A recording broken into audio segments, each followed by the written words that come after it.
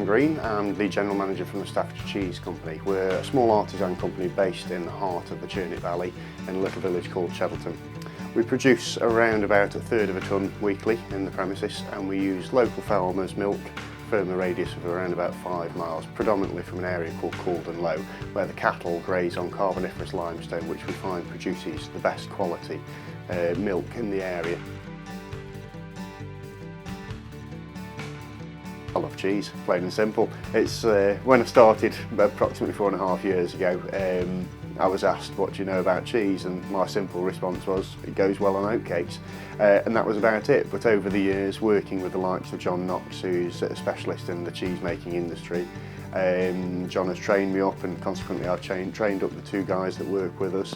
And to be honest, we're so passionate about it, we just love the produce. And now, it still goes well on oatcakes, but I do know that it's a good cheese from a bad cheese now, and it's something that I'm so passionate about. When you come in and you get to try all these wonderful different flavours, and you can be creative with it. Every cheese can be so different. It might not necessarily be the one you'd set out to make, but you can create something that turns out to be a different product that's just as equally as nice.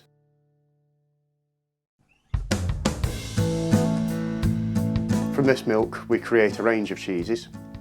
We have 11 in total. The one that we've been producing today is one called Buxton Blue, which is a deep russet coloured cheese with a mild blue vein running through it. It gives a lovely creamy buttery texture to the finish of it, and it has a wonderful tang as well.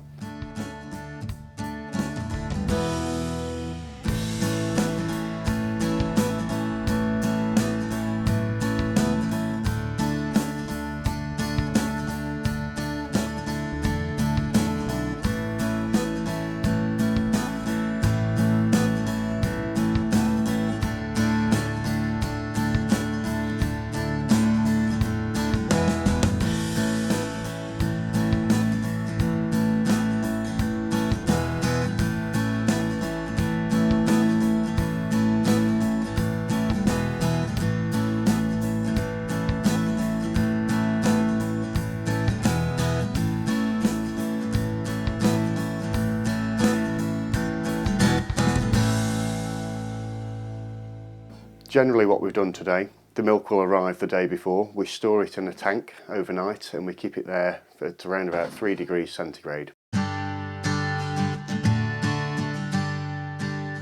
And the following morning we take acidity measurements of it, check to see what the readings are, and then we start the pasteurisation process.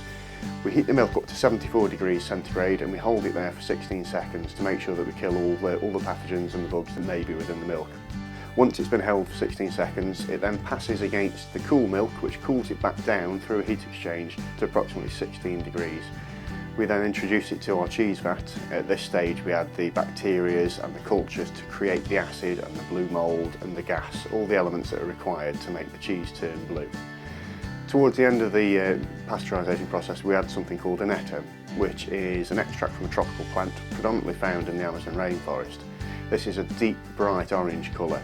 If you get it on your fingers, it will literally stain your fingers for days afterwards. But when you put it into the milk, just a small quantity of it, it gives this wonderful bright orange appearance to the cheese. After the cultures have been working away for approximately an hour to an hour and a half, we again are checking the acidity levels just to make sure the cultures are working and that they're doing the job. Once we're satisfied that the level of acidity has reached where we require it, we'll then add a substance called rennet, which again is a natural produce, and it comes from generally plant extracts, the ones that we use today, nettles and things like that, whereas you can get an animal rennet as well, but obviously the majority of our cheeses are suitable for vegetarians, so we try to use the plant extract where possible. The rennet works over a period of 45 minutes to 1 hour, and it will coagulate the milk, taking it from a liquid into a solid. After approximately 45 minutes, we then cut the curds and whey to separate the two out, so you're left with both the liquid and the solid form. Various processes take place over the next hour, including heating the curds and whey up to again produce more acidity from it, as well as vigorous stirring to firm the curds up. You end up with a small, shotty, frozen pea-like particle. This is then dropped into the curd tray, and we separate the curd from the whey.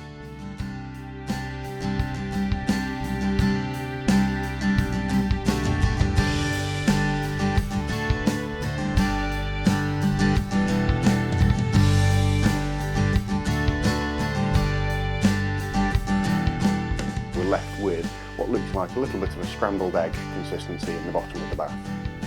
Again, over the next 45 minutes, we then cut it, we turn it, gradually reducing the amount of liquid and moisture within the curds, so we're then left with a relatively dry curd at the end of the process. This then goes through a finger mill or a peg mill, which shreds the curds down into a small popcorn shaped piece, and at this time we actually mix salt into it as well, which is the preserving agent for the cheese. Once we've milled and salted, we then leave it for 30 minutes to dwell to allow the final bits of moisture to escape before we then press them by hand into muslin cloth lined tins.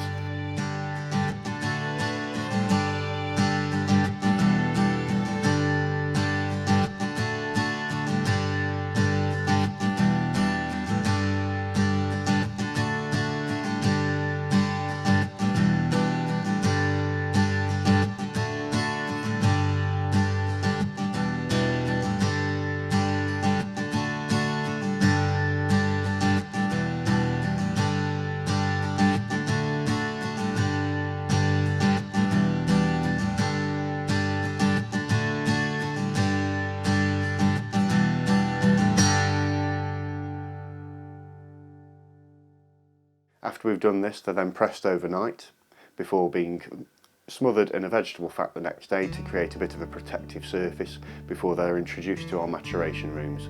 And depending on which cheese we're producing, the temperatures and the humidities vary, and the amount of times that we pierce the cheese as well, allowing air in to allow the blue mould to breathe, varies from cheese to cheese. But what we are left with is a beautiful, soft, creamy, buttery blue cheese at the end of the whole process, which hopefully we'll be able to try later on today.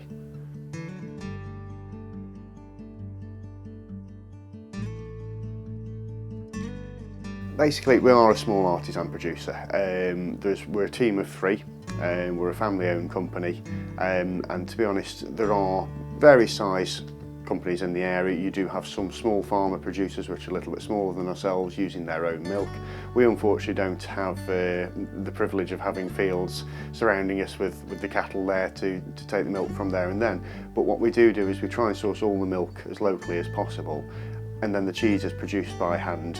As much care and attention is taken over it as possible, and we're left with a quality finished product. We're not just a big company where we press a button and hey presto, several hours later cheese is made. The blend of art and science is 50-50. Yes, there's a scientific element where you're checking the acidity, checking to make sure that the product is safe and moving in the right direction, but a large part of it is the touch, the feel, the smell, seeing how the cheese is developing. It's only really through that art, that creative side, that you can determine that the cheese is going to be how you want it. The acidity will sell you a certain amount, but you need to get the texture and the feel right to it. We feel this is something that maybe a lot of other big companies, when you buy the cheese off the supermarket shelves, you can pretty much guarantee that it's not seen somebody's love, care and attention that's gone into it, whereas the 3 of us here at Staffordshire Cheese Company, we're very passionate about it. We love it. We love doing the markets afterwards and selling the produce direct to the customers, and getting the reaction from the customer is incredible. It's a great feeling. It's a job satisfaction at its best.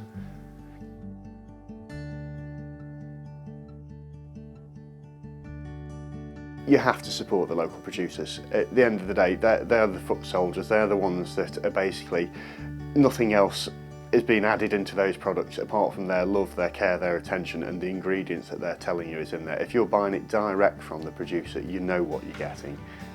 When you go to the supermarkets, yes, it's all written on the backs of the packets, but does everybody understand what those ingredients are and where they come from, what they do? Probably not.